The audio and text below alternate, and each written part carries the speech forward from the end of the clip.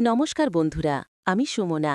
আজ আমি যে গল্পটি আপনাদের শোনাতে চলেছি সেটা কোনো বানানো গল্প নয়। এটা আমার জীবনের এক গোপন অধ্যায়, এমন এক অধ্যায় যা আমি আমার নিজের স্বামীর কাছেও কোনোদিন প্রকাশ করতে পারিনি। প্রতিটা নারীর মনেই কিছু সুপ্ত বাসনা থাকে, কিছু না বলা কথা থাকে, যা সঠিক মানুষের ছোঁয়া পেলে আগ্নেয়গিরির মতো বেরিয়ে আসে। আমার জীবনেও এমন এক মুহূর্ত এসেছিল যা আমার সাজানো সংসার আর নৈতিকতার বেড়াজাল ভেঙে দিয়েছিল। গল্পটি শোনার আগে প্লিজ আমাদের চ্যানেলটি সাবস্ক্রাইব করুন এবং বেল আইকনটি ক্লিক করুন, যাতে আমার মতো আরও গোপন মনের কথা আপনারা জানতে পারেন। আমার নাম সুমনা, বয়স ২৮। দেখতে আমি ঠিক কেমন সেটা নিজের মুখে বলাটা একটু লজ্জার, তবে এটুকু বলতে পারি, আয়নার সামনে দাঁড়ালে নিজের যৌবনকে যখন দেখি তখন মনে হয় সৃষ্টিকর্তা আমাকে একটু বেশিই যত্ন করে বানিয়েছেন। ফর্সা গায়ের রং, ভরাট শরীর আর কোমরের বাঁক সব মিলিয়ে আমাকে নিয়ে আমার স্বামীর গর্বেও শেষ নেই। আমার স্বামী রাশেদ এমনিতে মানুষ হিসাবে হীরের টুকরো, আমাকে ভালোবাসে, সংসারের অভাব রাখে না। কিন্তু সমস্যা হল ও বড্ড বেশি কাজের মানুষ। রোমান্স বা প্রেম জিনিসটা ও ঠিক বোঝে না। বিয়ের ৩ বছর পার হয়ে গেছে, কিন্তু বিছানায় ও যেন শুধু দায়িত্ব পালন করে, সেখানে কোনো পাগলামি নেই, নেই কোনো শিহরণ জাগানো আদর। দিনগুলো একঘেয়ে কাটছিল। ঠিক তখনই আমাদের জীবনে এন্ট্রি নিল কামাল ভাই। কামাল হল রাশেদের ছোটবেলার বন্ধু, অনেকদিন পর বিদেশ থেকে ফিরেছে। রাশেদ একদিন মহা আনন্দ নিয়ে ওকে আমাদের বাসায় ডিনারে দাওয়াত দিল। সেদিন শুক্রবার ছিল। আমি সকাল থেকেই রান্নাবান্না নিয়ে ব্যস্ত। বিকেলের দিকে কলিং বেল বাজল। দরজা খুলতেই দেখলাম দরজায় দাঁড়িয়ে আছে এক সুঠাম দেহের পুরুষ, ফর্সা, লম্বা, চোখে দামি সানগ্লাস আর শরীরে দামি পারফিউমের গন্ধ। ইনি কামাল ভাই। আমাকে দেখেই উনি একটু থমকে গেলেন। আমি খেয়াল করলাম ওনার দৃষ্টি আমার মুখের দিকে নয়, বরং আমার ভিজে চুলের ফাঁক দিয়ে গড়িয়ে পড়া জলের ফোঁটা যেখানে আমার গলার কাছে এসে থেমেছে ঠিক সেখানে আটকে আছে। আমি একটু আড়ষ্ট হয়ে বললাম, আসুন ভেতরে। কামাল ভাই হাসলেন, সেই হাসিতে কেমন যেন একটা নেশা ছিল। বললেন, রাশেদ তো বলেনি ওর বউ এত সুন্দরী, আমি তো ভেবেছিলাম সাধারণ কেউ হবে। প্রশংসা শুনতে কার না ভালো লাগে। আমার গাল লজ্জায় লাল হয়ে গেল। রাশেদ ড্রয়িং রুমেই ছিল। ও বন্ধুকে জড়িয়ে ধরল। আড্ডা জমে উঠল। আমি রান্নাঘরে গিয়ে নাস্তা বানাতে লাগলাম, কিন্তু আমার মনটা কেমন যেন অস্থির হয়ে উঠল। রান্নাঘর থেকে আমি বারবার ড্রয়িং রুমের দিকে তাকাচ্ছিলাম। অদ্ভুত ব্যাপার হল, যতবারই তাকাচ্ছি দেখছি কামাল ভাই আমার দিকেই তাকিয়ে আছেন।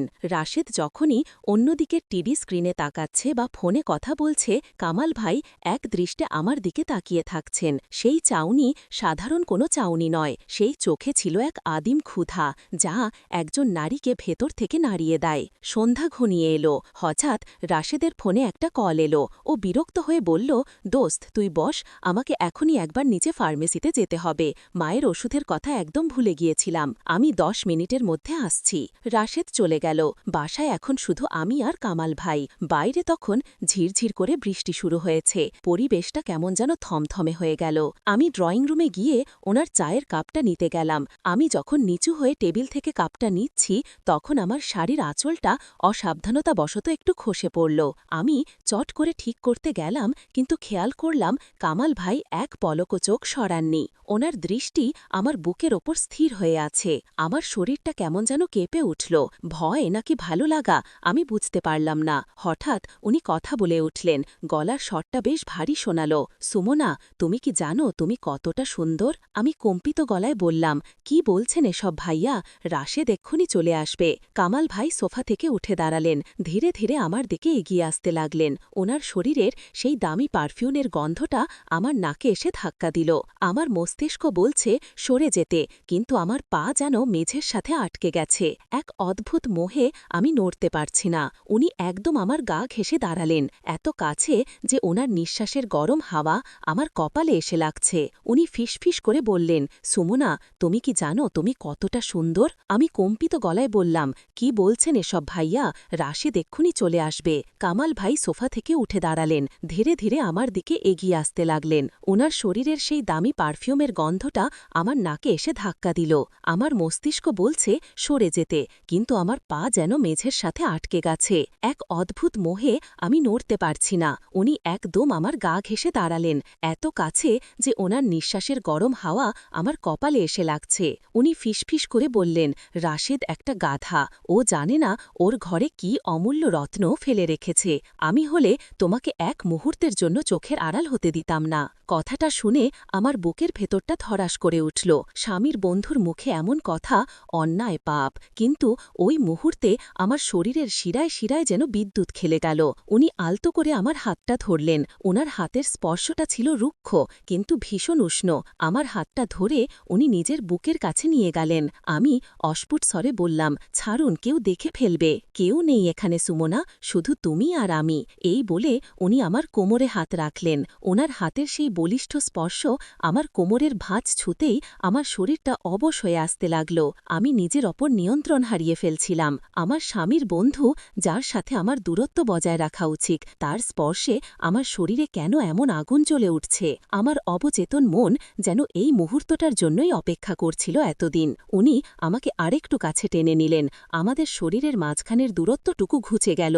ওনার শক্ত বুকের সাথে আমার নরম শরীরটা পিষে যাচ্ছিল। আমি অনুভব করলাম ওনার হৃৎস্পন্দন, যা আমার হৃৎস্পন্দনের মতোই দ্রুত লয়ে চলছে।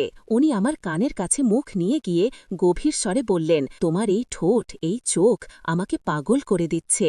আমি আর নিজেকে আটকাতে পারছি না। আমি কোনো প্রতিবাদ করতে পারলাম না। আমার চোখ দুটো আপনা আপনি বন্ধ হয়ে এলো। ওনার গরম নিঃশ্বাস আমার ঘাড়ে গলায় এসে পড়ছিল। এক অদ্ভুত শিহরণে আমার সারা শরীর কাটা দিয়ে উঠল। আমি নিজের অজান্তেই ওনার শার্টের কলারটা খামচে ধরলাম। মনে হলো এই মুহূর্তটা যেন শেষ না হয়। উনি আমার চিবুকটা ধরে আমার মুখটা ওনার দিকে তুলে ধরলেন। তারপর ওনার ঠোঁট আমার ঠোঁটের খুব কাছে নিয়ে এলেন। ওনার চোখের দিকে তাকিয়ে আমি দেখলাম শুধু কামনার আগুন। সেই আগুনে আমি পতঙ্গের মতো ঝাঁপ দিতে প্রস্তুত ছিলাম। উনি যখন আমার ঘাড়ে মুখ ঘষছিলেন, তখন আমার মনে হচ্ছিল আমি জ্ঞান হারিয়ে ফেলব। ওনার হাত আমার পিঠ বেয়ে নিচে নামছিল, আর আমি এক অসহ্য ভালো লাগায় কুঁকড়ে যাচ্ছিলাম। আমি নিজের অজান্তেই ওনার শার্টের কলারটা খামচে ধরলাম। মনে হলো এই মুহূর্তটা যেন শেষ না হয়। উনি আমার চিবুকটা ধরে আমার মুখটা ওনার দিকে তুলে ধরলেন। তারপর ওনার ঠোঁট আমার ঠোঁটের খুব কাছে নিয়ে এলেন। ওনার চোখের দিকে তাকিয়ে আমি দেখলাম শুধু কামনার আগুন। সেই আগুনে আমি পতঙ্গের মতো ঝাঁপ দিতে প্রস্তুত ছিলাম। উনি যখন আমার ঘাড়ে মুখ ঘষছিলেন, তখন আমার মনে হচ্ছিল আমি জ্ঞান হারিয়ে ফেলব। ওনার হাত আমার পিঠ বেয়ে নিচে নামছিল, আর আমি এক অসহ্য ভালো লাগায় কুঁকড়ে যাচ্ছিলাম। আমি নিজের ওপর আয়ত্ত হারিয়ে ওনার চুলে হাত বুলিয়ে দিলাম। আমার মনে হচ্ছিল সমাজ, সংসার, স্বামী সব মিথ্যে, শুধু এই মুহূর্তের এই উষ্ণতাই সত্য। উনি আমাকে সোফার ওপর আলতো করে বসিয়ে দিলেন। তারপর আমার দিকে ঝুঁকে এলেন। ওনার শরীরের ভারে আমি সোফায় মিশে যাচ্ছিলাম। ওনার হাত যখন আমার ব্লাউজের হুক স্পর্শ করল, তখন বাইরে সজোরে বাজ পড়ল। সেই শব্দে আমি চমকে উঠলাম, কিন্তু কামাল ভাই থামলেন না। উনি আমার কানে ফিসফিস করে বললেন, ভয় পেও না, আজ শুধু তুমি আমার। ঠিক সেই মুহূর্তে কলিং বেলটা বেজে উঠল। আমরা দুজন যেন বিদ্যুৎ স্পৃষ্টের মতো ছিটকে সরে গেলাম। আমি দ্রুত শাড়ি ঠিক করে নিলাম, চুলগুলো হাত দিয়ে আঁচড়ে নিলাম। কামাল ভাইও সোফায় বসে স্বাভাবিক হওয়ার ভান করলেন। আমার বুকটা তখন কামারশালার হাপড়ের মতো ওঠানামা করছে। শরীরে তখনও সেই অবৈধ স্পর্শের রেশ লেগে আছে। দরজা খুলতেই রাশেদ ভিজে অবস্থায় ঢুকল। ও হাসতে হাসতে বলল, উফ, কি বৃষ্টি রে বাবা, তোদের গল্প কেমন হলো? আমি রাশেদের চোখের দিকে তাকাতে পারছিলাম না। আমার মনে হচ্ছিল আমার কপালে যেন লেখা আছে আমি একটু আগেই কি করতে যাচ্ছিলাম। আমি তোতলানো গলায় বললাম, হ্যাঁ ভালো, আমি চা নিয়ে আসি। আমি রান্নাঘরে চলে আসলাম, কিন্তু আমার হাত পা কাঁপছিল। রান্নাঘরের জানালা দিয়ে বাইরের বৃষ্টির দিকে তাকিয়ে আমি নিজের বুকে হাত রাখলাম। সেখানে তখনও কামাল ভাইয়ের স্পর্শ লেগে আছে।